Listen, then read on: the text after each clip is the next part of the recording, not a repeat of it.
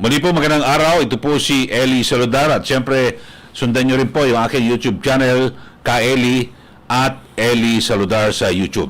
Okay po, at ito ang inyong kaibigan, former Secretary Jing Paras.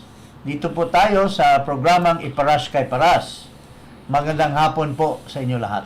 At paglinawan po ang maestro nagpupugay ng isang magandang hapon, magandang araw sa inyong lahat. At siyempre pinakamainit na issue pinag-uusapan pa rin, ito may kinalaman sa charter change at lalo na ho, ito ang People's Initiative, Secretary Jing. Yes, at dito mapakinggan natin po yung chairman ng Committee on Constitution, no? Revision at saka electoral reform, itong number 1 senator, no? Member ito ng PDP Laban, pero ang laking insulto dito sa ginawa ni Subiri dito kasi siya ang chairman pero hindi pinahawakan sa kanya yung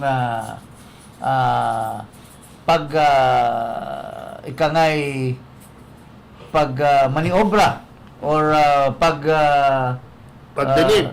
pagdinig ng economic proposal, economic amendments to the economic provisions of the Constitution. Kaya nagsalita siya, napabor siya sa PI.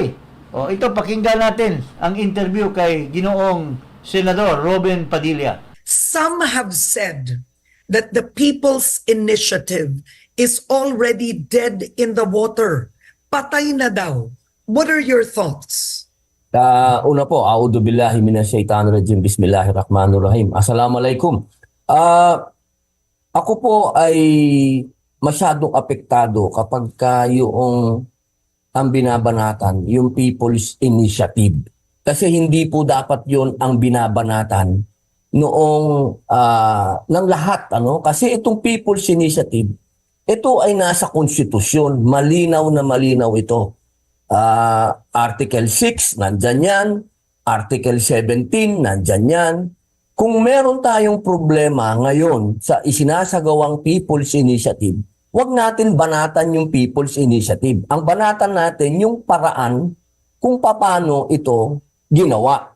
At yung paraan kasi na ginawa nila, yung tanong na ibinigay sa tao at yung pinirmahan ng tao, yun ang kine-question natin. Kasi kung pagka inulit-ulit natin na yung People's Initiative, patay na, para nating nilalabag ang konstitusyon nun kasi ang linaw sa konstitusyon na may People's Initiative talaga.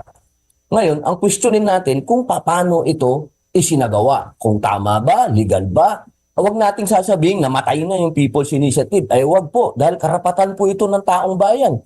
Ito po, meron kayong kaparehas na kapangyarihan ng mga senador at mga congressman.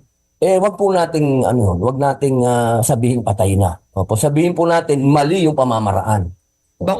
Okay, isa po kayo sa pumirma sa manifesto ng Senado because the Senate unanimously signed the manifesto expressing the disapproval of the manner in how this People's Initiative was conducted. Senator Padilla, para po sa inyo, itong pamamaraan kung paano nila kinalap ang mga lagda, legal ba to o illegal?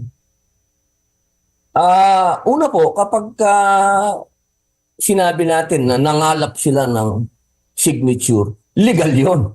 Yun po ang sinasabi talaga sa batas. Kailangan makakuha ka ng 12% ng populasyon ng botante at 3% sa bawat distrito. Kung yun ay ginawa, legal yun.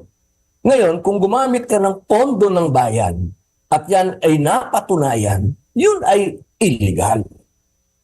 Pero yan para mapatunayan yung mga sinasabing nagkaroon ng bigayan, nagkaroon ng ganun, mahirap yun. Of all senators so far, with due respect to the others who just remained silent, kukunti lang naman yung nagdadadal na mga senador, maliban sa Senate President na nagkikriticize at actively participating in putting to blame the House of Representatives. Ito lang yung napaka pragmatic, hindi man lang ito well-educated, artista, pero he talks sense. With due respect dito kay Ruben Padilla. When he says na, wag naman tayo mag-akusa. Kasi, he is very pragmatic, mga kababayan, dahil masyadong naive itong mga senador. As if hindi namimili ng boto. As if hindi naggumagastos sa eleksyon. So tulad ng sinasabi ni Ruben Padilla, yung pagpangalap ng mga signature, that will really entail expenditures. Not necessarily buying the votes, but syempre, kung mayroong, depende kasi yan sa proseso ng mga grupo na nag-organize. Kung papuntahin nila yung mga taong bayan sa isang lugar, siyempre babayaran nila yung pamasahe, di ba? Oh. And for all we know, there will be vote buying. Bakit? Sino bang politiko na tatayo ngayon na wala siyang ginastos sa eleksyon? Lalo na itong mga party list. Ang hilig na bumili ng boto yan. Nag-iikot yan sa mga pupunta sa mga bailiwick nilang probinsya. So, with due respect, tama siya. Yung People's Initiative. However, naunahan lang yung House of Representatives sa ingay. At saka may mga lumabas kasi na ebidensya na di umano ay yung pirma ay may kapalit at may mga testigo na hindi nila alam yung kanilang pinipirmahan. So, siguro nagkaroon ng pagkukulang doon yung mababang kapulungan ng Kongreso Isa para pa yan. i-depensa. Yes, isa pa yan. Pero, okay, presuming na namamatay na ito, People's Initiative or nahinto, pinapatuloy. Dahil sabi daw ni Marcos Jr. na dapat lang na ma-amend ang economic provisions para to suit the idea, to suit to the idea na magkaroon tayo ng pagkakataon na makakalap ng investors. Para yung mga investors, foreign investors, ay maiinganyo na invest sa ating bansa dahil maayos yung mga probisyon ng batas, lalo na sa saligang batas. So, ito po ang nakakatawa dito.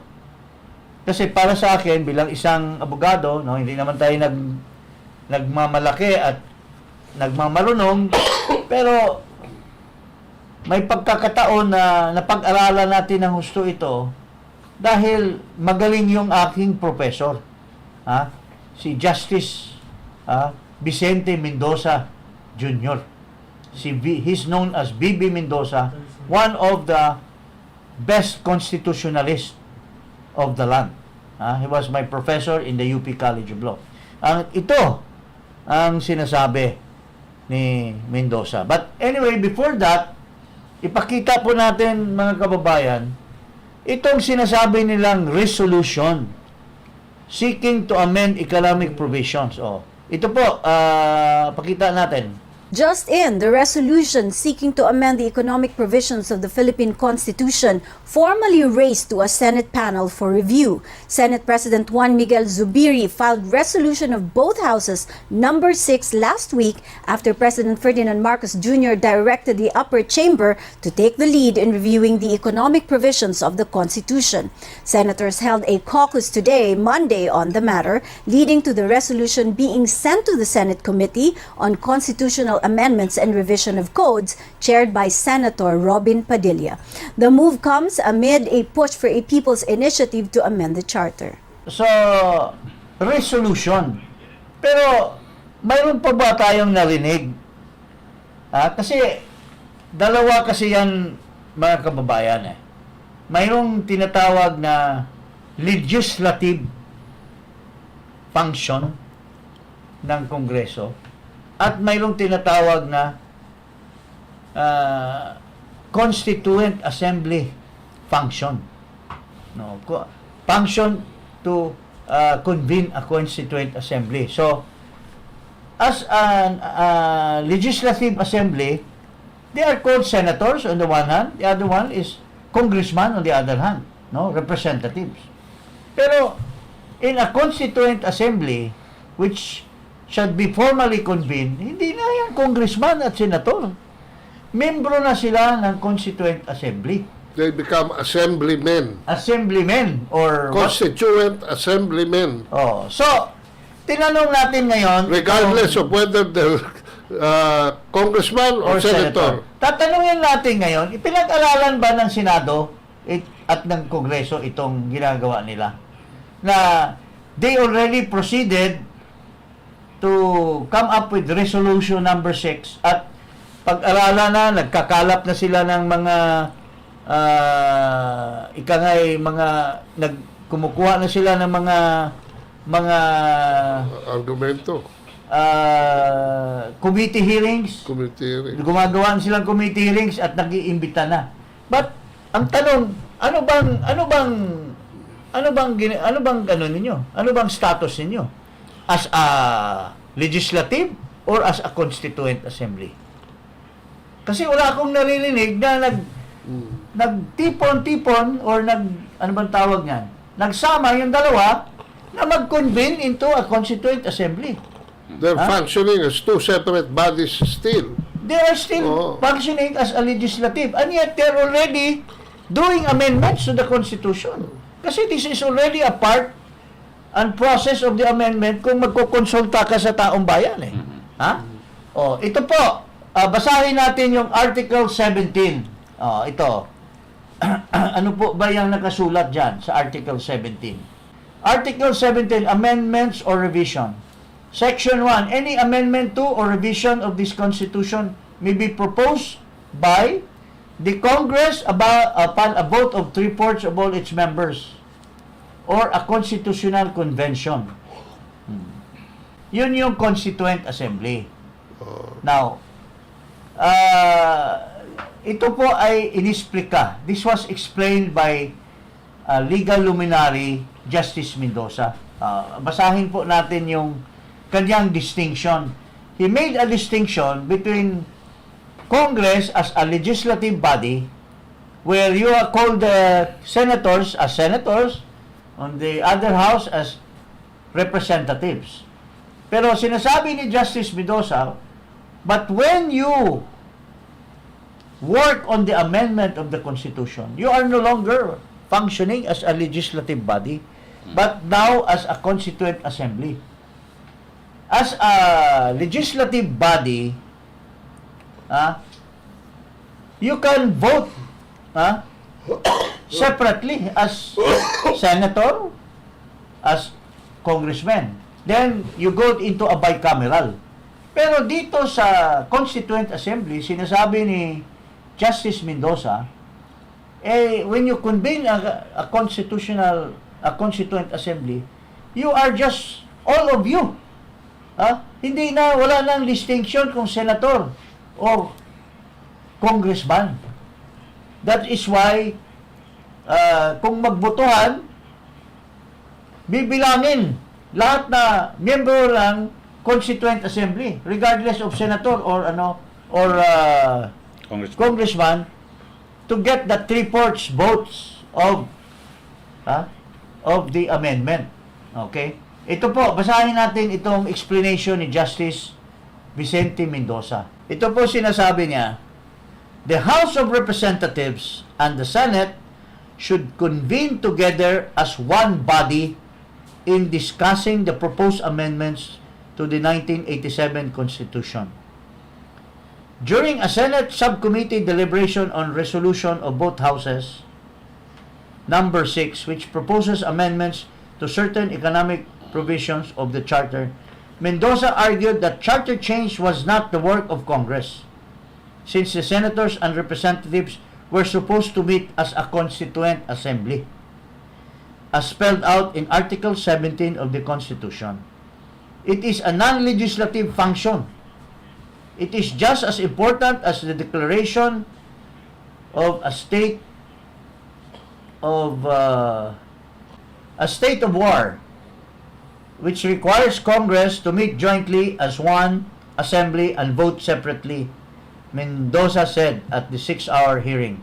If you regard the amendment of the Constitution as important as that, would there be doubt in your mind that it is not Congress as a lawmaking body, but one that wears a different hat, that is of being a constituent assembly, pointed out. According to the retired justice, the House and the Senate should hold a session together and jointly pass a resolution convening themselves as a constituent assembly. In fact, Mendoza said the Supreme Court had previously ruled in 2 separate cases that when they act as an assembly, they do not act with any distinction whether they are senators or congressmen. So, yun po. Ngayon, it's a waste of time. It's a waste of people's money. Itong ginagawa ngayon ni Angara, na nag-hearing siya, at sabi, October pa daw, because they are doing a legislative work.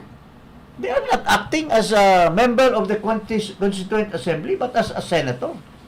So, invalid po yung ginagawa nilang amendment to the economic provision. On the other hand, ang Congress, gumagawa din siguro sila, I don't know kung anong resolution nila, na they are also acting as representative. They are not acting as a member of the Constituent Assembly. Kaya nga po, ito po ay dapat ituwid ng mga congressmen at mga senator. I think they will be rebuked by the Supreme Court once they... Kasi marami kasing masyadong takot at binabantayan nila yung kanilang turf na hindi madiskarel.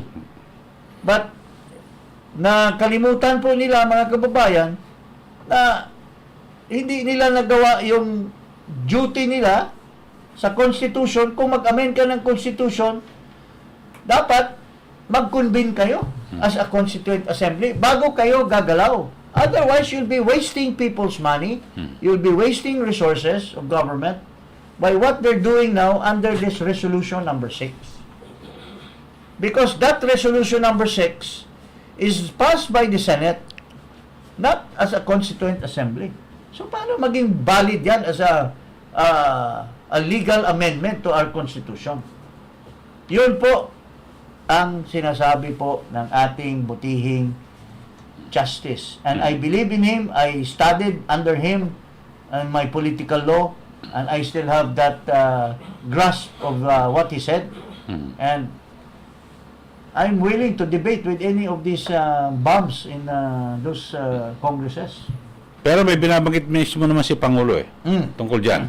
Ito, sabi niya, now, there's advice that we are getting the best analysis and interpretation that we have is that the legislature is of bicameral nature, and therefore that implies that they will vote separately. Yan po sabi ni Pangulong Marcos Jr. Ito bubuhan yan. Wala yan doon sa sinasabi niya. He's talking about, alam mo, that's why nakakatawa nga, because itong mga senador na iba na hindi nagbabasa at hindi nagbabasa ng mga jurisprudence, Naku, dami yan. as cited by Justice Mendoza, there's no such thing as bicameralism when you amend the Constitution. Bicameralism pertains to the legislative function. You only talk of bicameralism when you pass law, or when you propose bills and become law after it's signed by the president. What we're talking here is not passing of a law, but amendment of the Constitution. And how do you amend the Constitution? Nakalagay doon sa Article 7. Ibalik mo ngayon. Article 17. Tatlo. Constituent Assembly, Constitutional Convention. Convention, and People's Initiative. In a Constituent Assembly, which is already defined by the Supreme Court, any amendment, the Congress, upon a vote of 3/4 of all its members. Or Oh. a Constitutional Convention. So, a vote of 3/4, meaning to say, pareho na sila, wala lang senador o congressman. Pero pinakamainam talaga yan, Secretary Gicado. Sa huli talagang dapat magsalita ang Supreme Court. Hindi. Para maliwanag na. Alam mo, Tapos na. Kasi, ito rin naman ang sasabihin ko, no? The Supreme Court is a passive body. It will only take due course upon a certain issue when they acquire jurisdiction. In other words, someone has to... may nag-file na ng ano dyan sa Supreme Court. Dapat sana, noong pa yan, pinailan ng ano, pero may jurisprudence na, as cited by Justice Mendoza, na talagang they have to convene. Ito lahat naman pinaggagawa nila, PI o mga ganon, these are useless. Ako, ang pananaw ko dyan, bilang komentarista, mas maganda Constitutional Convention Para kasi lahat nagbabantayan, naglalamangan o nagkukulangan. Actually, pag-aralan ko nga ngayon yan. Kasi kung itutuloy nila yan, yung Resolution number 6, tutuloy nila at mag-convene sila as a legislative body, retaining themselves as congressman and You challenge it. senator, ito-challenge natin yan sa Supreme Court. That is illegal. It does not conform to the Constitution when it says that they have to convene as a constituent assembly to propose amendment to the Constitution. Yun po ang nakikita kong ano dyan, mga kababayan. Okay. So, abangan natin kung anong, sana may makapag-aral at nakuha nila yung sinabi ni Justice B.B. Mendoza. Okay, ito naman sa Land Bank.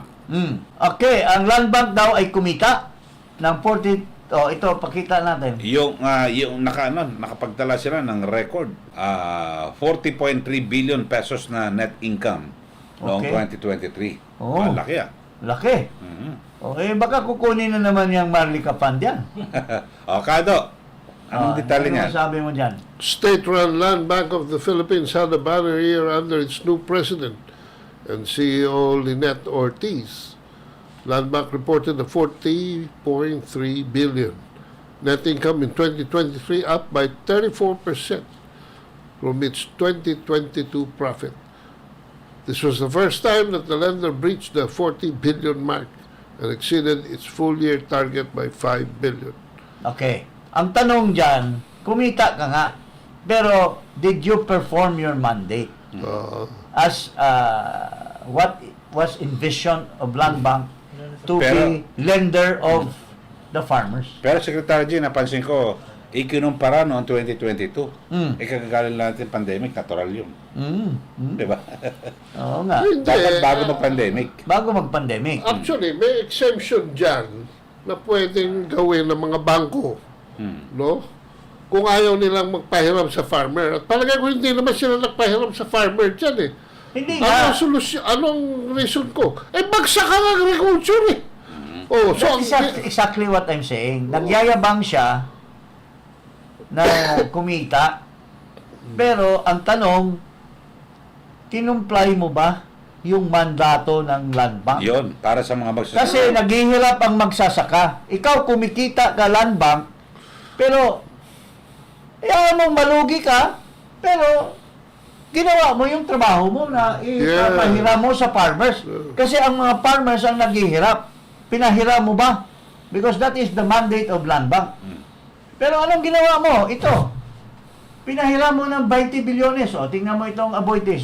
Closing in. Aboitiz partner on track to seal 1.8 billion Coca-Cola deal. Napunta sa soft drinks. Ano ba yan? Magsasaka ba yan?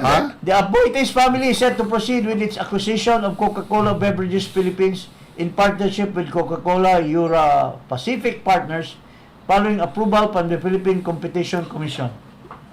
Ayan. Sa ano kasi, Secretary, sa Agri-Agra Law, pwede silang hindi mag-loan sa agriculture, pero yung pera na 25% na loanable, magbabayad lang sila ng penalty sa ano, sa central bank, ha? Para wala nang ano, kasi kung di sila sa under the agri-agro law, magpahiram ka up to 25% of your portfolio. Or if you don't want to lend to the farmers and the fisher folk, you pay the corresponding penalty for the amount Hindi, kalokohan yun. scheduled. I don't think that is the intent of the law that created the land bank. Because, kaya nga land bank land and the mandate is to propel, to propel or to empower farmers by lending to them their needs to develop agriculture. Pero dito, pinahiram yung Aboitiz ng 20 billion. O anong ginagawa ng Aboitiz? Bibili ng Coca-Cola. Hindi ba yun sa land? Wala, hindi magsasaka? Hindi ba sa pagsasaka yun? Hindi. Layo. Siguro, hinayar nila na lang yung magsasaka na lagay ng Coca-Cola sa bote. Kinonvert kasi nilang international bank, commercial bank, ang land bank. Okay naman yon para mas lalong lumago. Pero wag mong pabayaan yung talagang pinakamandato Mandate. na tulungan yung sektor ng pagsasaka, agrikultura dito sa ating bansa. We are in a terrible state of That's agriculture why decay. that must be reviewed, yung land bank. Ha? So, I'm saying that this Ortiz has nothing to brag about unless she will show us that yung income ng land bank after the fact na yung mga farmers ay napahiram at kita yan galing doon sa production ng mga farmers. At hindi galing sa commercial transaction. Yes. Yun ang then we will praise her for that. But unless she will show it, hindi lang yabang na baka mamaya ginamit niya sa commercial banking yan yung expertise niya, galing siya sa commercial banking. Then, kawawa ang Filipino people. Kawawa ang taong bayan. Ito mga issue na dapat hinihiring ng Senado at saka ng Kongreso. Kaysa useless na oversight sila dyan. maglagay ng committee hearing na hindi naman nag-convene ang Constituent Assembly. Anong klaseng hindi pinag-aralan. Mga abogado naman sana yung iba dyan. Ha? Di ba? Yun. Okay, so yun ho.